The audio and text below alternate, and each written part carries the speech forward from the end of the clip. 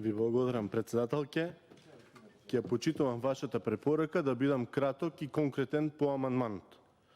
Во интерес на вистината се изнесува некои невистини, значи поголем дел беше вистина и е така, но сакам да допрецизирам во однос, пошто се работи за општина Босилово, кој што е во непосредна близина на општина Струмица, каде што граничи. Значи, сакам да го поздравам говорот на колегата Костадинов и апсолутно се сложувам со неговиот говор дека треба сите пратеници од општина Струмица и општините кои што гравитираат околу нас да допринесеме заеднички во што подобар живот на тие граѓани кои што гласале за нас. Апсолутно, тоа е потребно и од суштинско значење за граѓаните. Граѓаните не бирале, ние треба да работиме за сите нас. Колку повеќе се усогласиме, толку подобро ќе биде за сите нас, па и ние што живееме таму. Но, амандманот апсолутно го прифаќам, значи е добар за граѓаните на Дрвош. Но колешката Кузмановска не му одговори на колегата Стевананџија колку жители живеат во тоа населено место. И јас ќе му одговорам.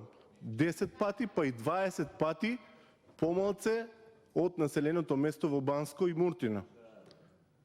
Каде што имам амандмани, еве само ќе ви допрецизирам, под архивски број 084854 205 е поднесен ист амандман за населено место Банско.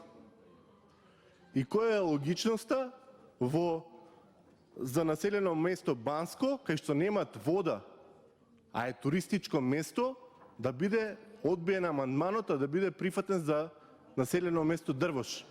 Во Дрвош живеат 10 пати, па и 20 пати помалце граѓани отколку во населено место Банско. Истото се однесува и за населено место Велуса, Водоча, Муртино и за еден голем број населени места во општина Василево и Босилово. И на вистина се срамам во 21. век да збориме за водоводна и канализациона мрежа дека нема во нашите општини. Да ве потсетам, тие два проблеми се надлежност на општината. Зоран Заев беше градоначалник на општина Струмица 3 мандати. За 13 години не успеа да направи водоводна мрежа во своето родно место. Повеќе што да зборуваме на таа тема. На вистина се срамам што е така. И во интерес на вистината, верувајте, на прошлиот ребаланс, на другите буџети, имав поднесено над 30 амандмани, бидејќи приоритет секогаш ќе биде водата за пиење и канализационната мрежа, овој пат во овој ребаланс поднесов само 10 амандмани кои што се однесуваат на водоводна и канализационна мрежа. Се со цел овие да бидат поприметливи и барем еден од нив да се биде прифатен. Поради истото образложение колешката Кузмановска која што го даде за населено место Дрвош и се согласувам да биде само иницијална капсула да се отпочне нешто, може вмистото тоа да го сторим и за овие населени места. Срамота е да зборуваме дека во населени места кои што се 4-5 километри до центарот на Струмица немаат вода за пиење. На вистина е срамота и ќе прекинам овде, бидејќи нема потреба за повеќе зборови.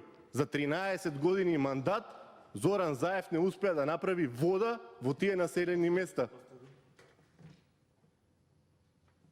Ќе прекинам, ви благодарам председателке, во интерес на вистината морав ова. Значи имам 10 амандмани кои што се однесуваат на водна мрежа, кои што тек ќе следуваат. Како што заменик министерката го поддржа овој амандман, се надевам дека барем еден од нив ќе биде поддржан. Заменик министерката пред неколку дена и покажав слики како изгледа 200 метри од централното градско подрачје, населено место без вода и канализација во општина Струмица на 200 метри. Зарем се потребни повеќе зборови?